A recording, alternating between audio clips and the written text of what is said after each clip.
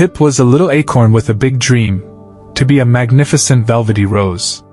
He sat on his branch, nestled among his brothers and sisters, but all he could see were the vibrant red roses blooming in the garden below. "Oh, to be a rose!" he sighed to a passing bee. "To have soft petals and a sweet scent. No one notices a simple brown acorn." The bee buzzed sympathetically. "But you have a special kind of strength, little one. One that a rose could only dream of." Pip just shook his little cap. He wasn't convinced. He watched as the wind carried his brothers and sisters, who were content to be acorns, to the ground. Some landed in soft soil, others near a gurgling stream. But Pip held on tight. He wanted to wait for the perfect gust, one that would surely carry him to the rose garden.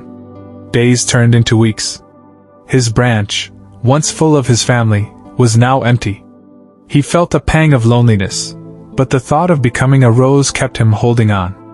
He watched the other acorns below. One had sprouted a tiny green root, another a small shoot.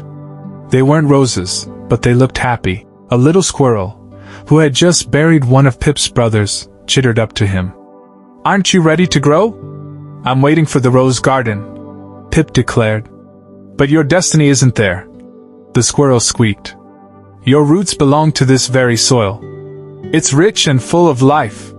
Just then, a fierce storm rolled in. The wind howled and the rain lashed down.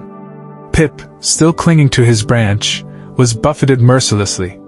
He saw the beautiful roses in the garden below, their delicate petals shredded by the wind, their stems bent and broken.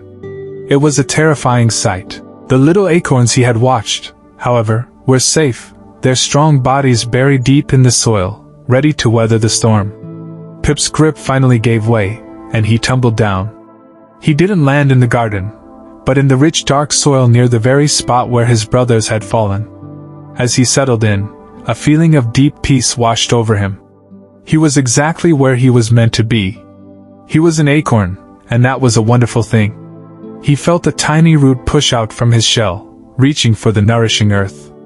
He wasn't a rose, but he was home, and as his little shoot reached for the sun, he realized he wasn't meant to be beautiful for a single season.